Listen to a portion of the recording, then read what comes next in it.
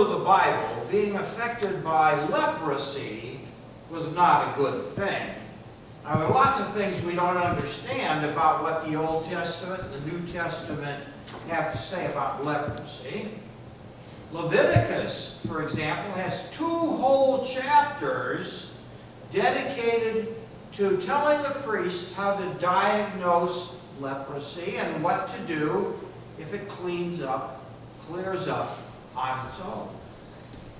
And none of what the Old Testament describes as leprosy matches up with what we call leprosy today.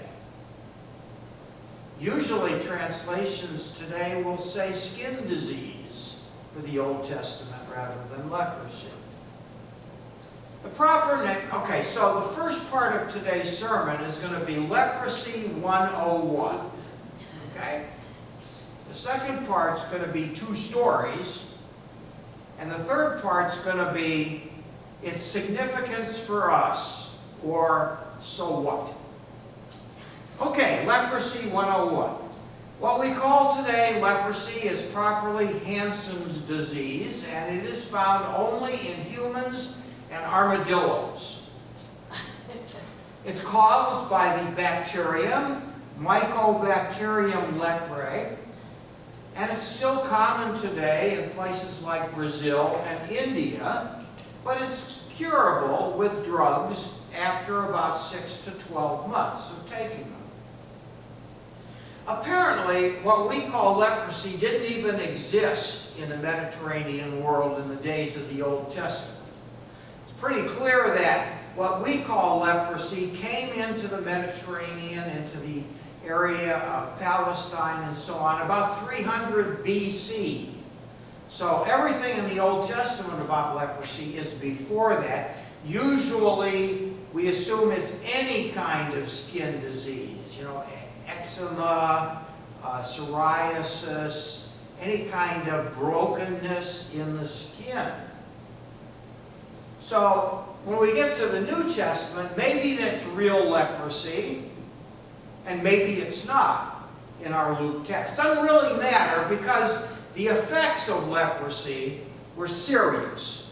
And there were serious social effects to being a leper. Usually in the Old Testament, it seems that leprosy might clear up on its own, which makes us think it's one of those less serious skin diseases. But it always had real social consequences. And the most serious effect of leprosy was that you were permanently unclean. Now, that's not a category in our life, but unclean means ritually unclean. You couldn't go to the temple. You tended to need to stay away from other people. And it's not like you imagine from the movies that you're ringing a bell saying, unclean, unclean, and no one gets near you at all.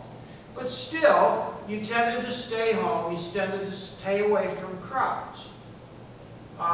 For example, in the Old Testament, Miriam got leprosy as a punishment when she tried to cross her baby brother Moses.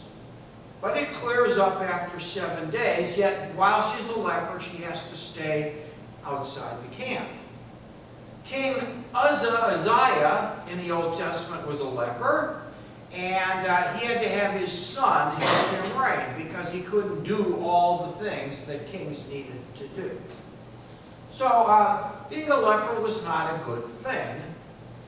And so lepers tended to kind of band together, kind of like what we would call homeless camps today, okay? Because they were kind of shoved to the side. They were what we would call today marginalized, like the 10 guys in our gospel text. So that's part 1, Leprosy 101. Part 2, 2 stories. The old Catholic priests who put together this lectionary we use told 2 stories today. One from Kings about Naaman, the leper, the general from Aram, and another about these 10 lepers that come to Jesus.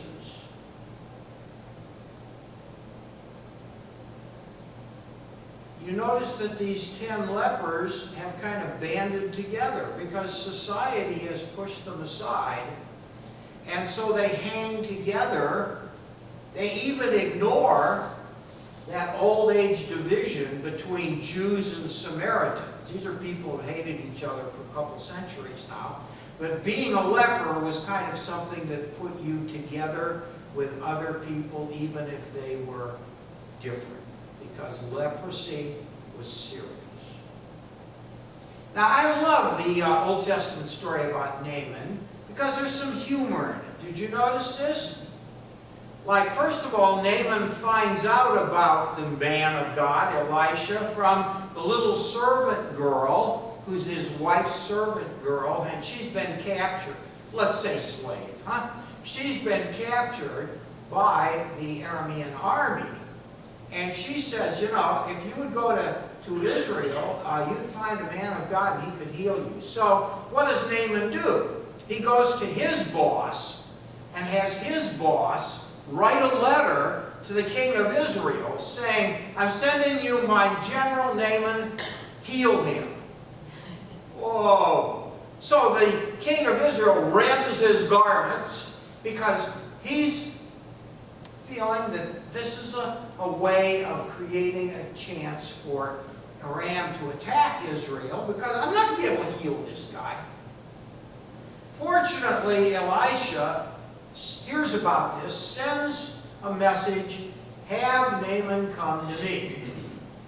So Naaman arrives, big entourage of chariots and horses, tons of gifts to give to the man of God. And the man of God does not even come out to see him. He sends out a messenger and says, go bathe in the Jordan. And Naaman is just steamed because he thought, man, we're going to have a big show. The man of God's going to come out. He's going to pray unto his God. He's going to wave his hand over the spot where the leprosy is and I will be clean. Instead, I'm supposed to go take a bath in the Jordan River. Well, once again, the servant class, the slaves, have to intervene and convince Naaman to go do what the prophet said. Well, he's healed. The gospel story from Luke is similar in some ways. Sure, there's a foreigner involved. There's a Samaritan, an alien, a heretic, if you will. But the interesting parallel to me is that Jesus doesn't heal these guys directly. He doesn't say, your faith has made you well at the beginning. You're clean. No, he says, go show yourselves to the priests. He doesn't heal them. He gives them instructions. And the 10 are supposed to go off to their respective priests. And the priests then will use Leviticus 13 and 14 to decide whether they've been cleansed. Well, what kind of instructions are these? We're not clean. We're just supposed to go show ourselves, and yet, as they go on their way, they are cleansed. They're healed on the way while obeying Jesus. Okay, so we have Leprosy 101, we had 2 stories, and now we have the significance for us. Or as I used to write in student papers, so what? Well, from these stories, we learn something about our faith in God's power. And we learn something about the consequences of how we react to God's graciousness. First, this is about faith in the power of God's promise. Naaman, had to be talked into believing Elisha's power and acting on it. And as I said, here he comes with rich presents, a royal letter from a powerful king, an entourage of horses and chariots. But the Israelite prophet doesn't even come out to greet him, but gives him some mundane, unspectacular instructions. And yet, in the end, the general is able to scrape up, with help from other people, I think that's interesting, able to scrape up enough faith to do what he is told, and he is cleansed, he is cured. These 10 begin in hopeful faith. Jesus, Master, have mercy on us. But they are not healed. They are only given a command. Why show ourselves to the priest if we are not healed? But they obeyed Jesus nevertheless. And the 10 are cleansed as they journey. For us too, faith means acting in faith. Faith means journeying in faith. As we say often, stepping out in faith. For there are risks and there are costs to belief. Sometimes our faith needs the help of other people, like our congregational members.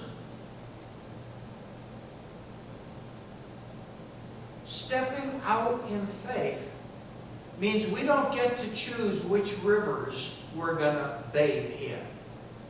We have to bathe in the river that God has set before us.